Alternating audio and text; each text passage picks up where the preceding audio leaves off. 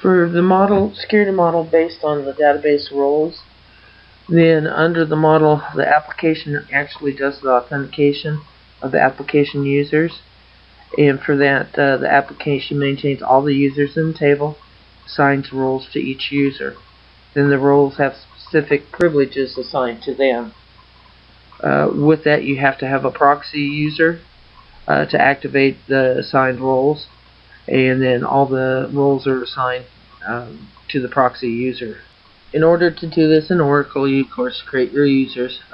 You add the content to the tables, add the row for the application user, and then you look at the application user's role.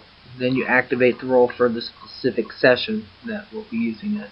So if you base your security model on the application roles, then the application roles are actually mapped to the real business roles, like titles and positions. With this model, then the application authenticates the application users, and then for that application maintains all the users in the table and assigns the application roles to each user. Application roles are provided with the application privileges such as read-write. In the model, then you create the database user and connect the application to the database using the user, and then create stored procedures for all the application operations. When we look at the security model that's based on the application functions, and it's divided up into functions and authenticates the users, keeping a table for all the end users and likewise their passwords. Some things about this model: it's going to isolate the application security from the database. The passwords must be securely encrypted. Uses a real database user, and granular privileges are required for more effort during the implementation. When we look at the model that's based on the application roles and functions, then it's going to be a combination of both the role and the function security models. The application roles and function security model depends on the application to authenticate the application user. And the application authenticates the users by maintaining the end users in a table with their encrypted passwords. In the model, then, the application is divided into functions, and roles are assigned to the functions, and that in turn assigns to the users, making it a highly flexible security model.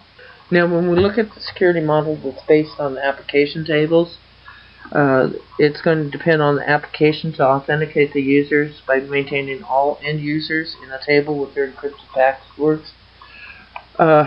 It differs from the previous models because the application provides privileges to the users based on the tables, not on a role or a function.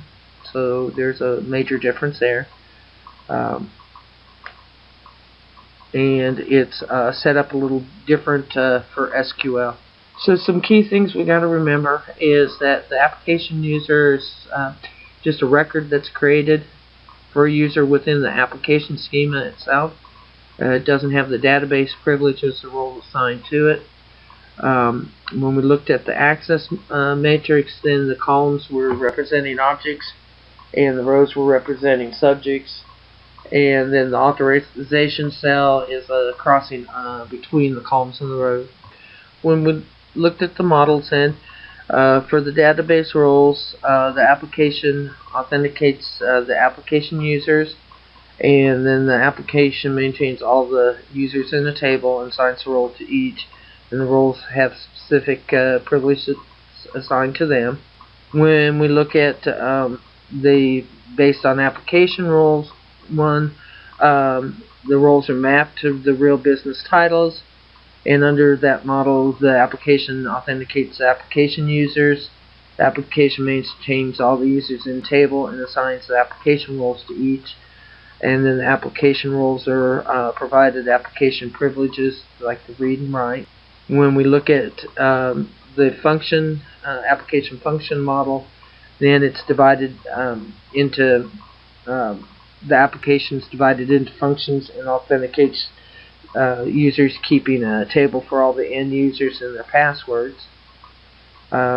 and one of the key things, it's going to isolate the application security from the database.